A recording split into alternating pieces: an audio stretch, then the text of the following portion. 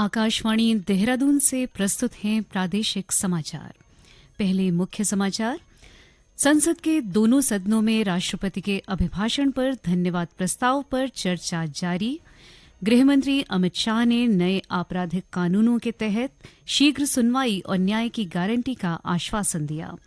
मुख्यमंत्री ने कहा, नए कानूनों की सहायता से सामान्य नागरिकों को तेजी से न्याय मिलेगा। और कुमाऊं क्षेत्र के कुछ हिस्सों में कल बहुत भारी से अत्यंत भारी बारिश का रेड अलर्ट। राज्य के अन्य हिस्सों में भी भारी बारिश की चेतावनी। नमस्कार, समाचारों के साथ मैं मुदिता और अब समाचार विस्तार से। संसद के दोनों सदनों की संयुक्त बैठक में राष्ट्रपति द्रौपदी मुर्मू के अभिभाषण पर धन्यवाद प्रस्ताव पर चर्चा हो रही है। भारतीय जनता पार्टी के सांसद अनुराग सिंह ठाकुर ने चर्चा में भागीदारी करते हुए पिछले 10 वर्षों में सरकार द्वारा विभिन्न क्षेत्रों में की गई पहलों की सराहना की। उन्होंने कहा कि अर्थव्यवस्था में वृद्धि और लोगों के कल्याण के लिए प्रधानमंत्री नरेंद्र मोदी के नेतृत्व में सरकार ने कई कदम उठाए हैं। इससे पहले सदन की कार्रवाई जब शुरू हुई तो विपक्ष के नेता राहुल गांधी ने नीट परीक्षा में हुई कथित अनियमितताओं के मुद्दे को उठाया। उन्होंने कहा कि देश की संसद से विद्यार्थियों को एक संदेश दिया जाना चाहिए कि नीट मुद्दा संसद के लिए महत्वपूर्ण है। रक्षा मंत्री राजनाथ सिंह ने कहा कि संसद की कार्रवाई नियमों और परंपराओं पर आधारित होती है। उन्होंने विपक्ष को कहा कि कोई भी चर्चा राष्ट्रपति के अभिभाषण पर धन्यवाद प्रस्ताव के बाद ही की जानी चाहिए। गृहमंत्री अमित शाह ने कहा है कि आज से लागू हुए 3 आपराधिक कानूनों में से देश में सबसे आधुनिक न्याय प्रणाली स्थापित होगी।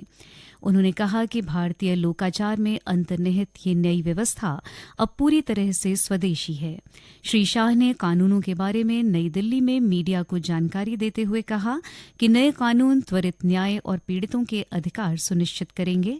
गृहमंत्री ने कहा कि सरकार ने देश विरोधी गतिविधियों के खिलाफ राजद्रोह कानून को खत्म कर नए प्रावधान लागू किए हैं।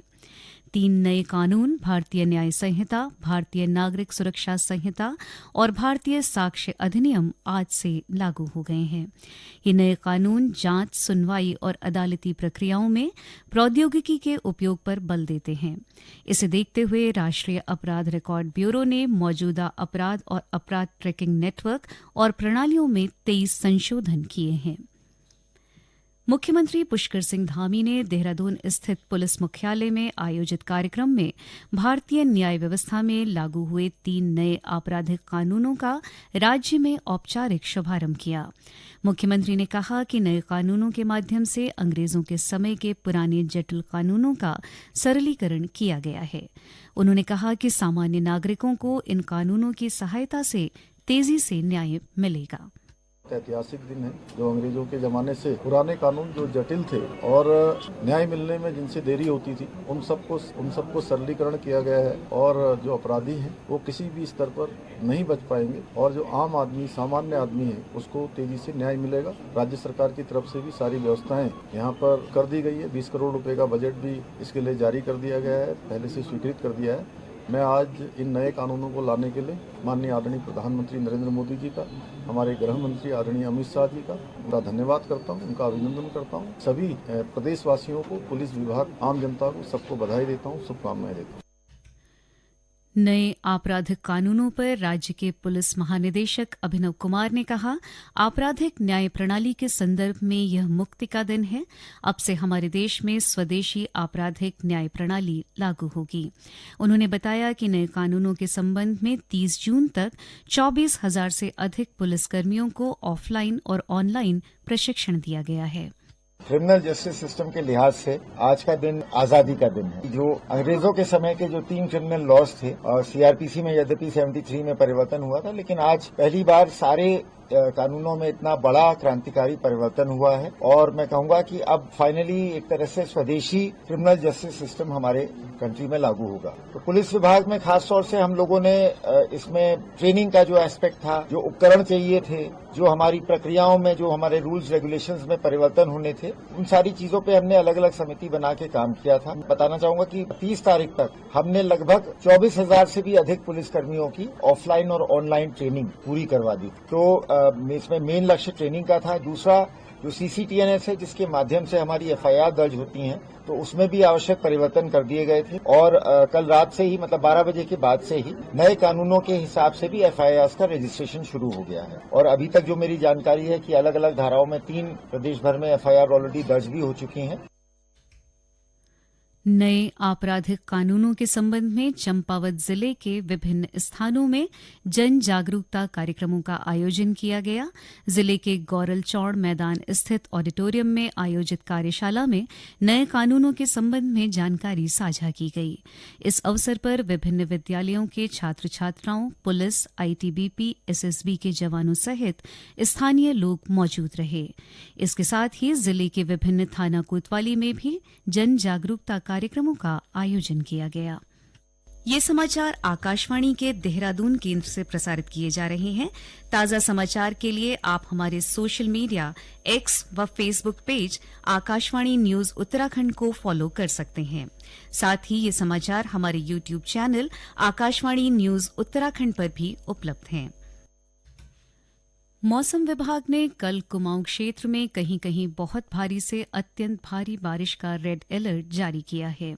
इसके साथ ही गढ़वाल में देहरादून, टिहरी, पौड़ी और हरिद्वार के लिए भारी बारिश का ऑरेंज अलर्ट तथा राज्य के अन्य स्थानों में बारिश का येलो अलर्ट जारी किया गया है। भारी बारिश का ये अलर्ट 4 जुलाई तक के लिए जारी किया गया है। मौसम विभाग की चेतावनी के मद्देनजर आम जनता को सतर्क रहने की सलाह दी गई है। इस बीच प्रदेश के अधिकांश हिस्सों में आज आमतौर पर बादल छाए रहे। राज्य में कहीं कहीं हल्की से मध्यम बारिश की खबर है। उधर चमोली जिले के सीमावर्ती क्षेत्र में हो रही भारी वर्षा के कारण नीति घाटी के गांव के पास पहाड़ी से भारी चट्टान टूटकर गिरने से चुगान कर रही 2 दर्जन से अधिक बकरियों की मौत हो गई। आपदा प्रबंधन सचिव डॉ रंजीत कुमार सिन्हा ने मानसून को लेकर की जा रही तैयारियों के संबंध में समीक्षा बैठक की। देहरादून में आयोजित बैठक में श्री सिन्हा ने भूस्खलन के साथ ही अन्य आपदाओं से निपटने के लिए विभिन्न संस्थानों द्वारा किए जा रहे कार्यों की जानकारी ली। उन्होंने भारतीय भूवैज्ञानिक सर्वेक्षण और वाडिया हिमालय भूविज्ञान संस्थान के वैज्ञानिकों को मौसम के पूर्वानुमान को लेकर एक मॉडल विकसित करने को कहा। उन्होंने कहा कि आपदाओं में क्षति को कम करने के लिए प्रभाव आधारित पूर्वानुमान बेहद जरूरी है।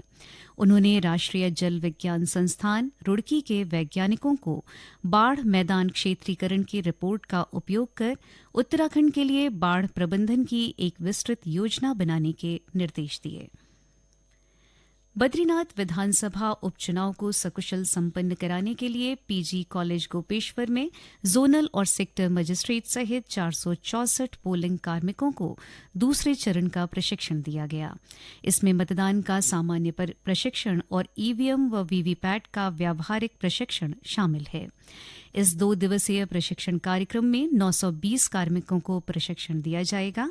कल 114 पोलिंग पार्टियों के कार्मिकों का दूसरा प्रशिक्षण होगा। जिला निर्वाचन अधिकारी हिमांशु खुराना ने पोलिंग कार्मिकों को निर्वाचन की पूरी प्रक्रिया को अच्छे तरीके से समझने के निर्देश दिए। उन्होंने कहा कि कार्मिक चुनाव आयोग के दिशा निर्देशों का अध्ययन करें और प्रशिक्षण के दौरान अपनी सभी शंकाओं का समाधान कर लें। उन्होंने कहा कि EVM की सुरक्षा सबसे महत्वपूर्ण है। सभी पार्टियां निर्धारित रूट प्लान के अनुसार पोलिंग स्टेशन के लिए आवाजाही करें।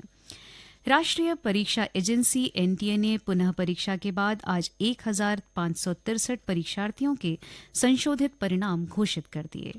नए नतीजों के बाद NTA ने सभी परीक्षार्थियों की रैंक भी संशोधित की है। NTA ने एक विज्ञप्ति में कहा कि सभी परीक्षार्थियों के संशोधित स्कोर कार्ड उनकी वेबसाइट पर उपलब्ध हैं। इसमें कहा गया है कि पात्र 1563 परीक्षार्थियों में से 813 परीक्षार्थियों ने दोबारा परीक्षा दी। चमोली के जिलाधिकारी हिमांशु खुराना ने आज जल जीवन मिशन के अंतर्गत संचालित कार्यों की समीक्षा की। उन्होंने कार्यदायी संस्थाओं को जल जीवन मिशन के दूसरे चरण में स्वीकृत योजनाओं को तेजी से पूरा करने के निर्देश दिए। अंत में मुख्य समाचार एक बार फिर। संसद के दोनों सदनों में राष्ट्रपति के अभिभाषण पर धन्यवाद प्रस्ताव पर चर्चा जारी। गृह मंत्री अमित शाह ने नए आपराधिक कानूनों के तहत शीघ्र सुनवाई और न्याय की गारंटी का आश्वासन दिया। मुख्यमंत्री ने कहा, नए कानूनों की सहायता से सामान्य नागरिकों को तेजी से न्याय मिलेगा। और कुमाऊं क्षेत्र के कुछ हिस्सों में कल बहुत भारी से अत्यंत भारी बारिश का रेड अलर्ट, राज्य के अन्य हिस्सों में भी भारी बारिश की चेतावनी। इसके साथ ही प्रादेशिक समाचार का ये बुलेटिन समाप्त हुआ। नमस्कार।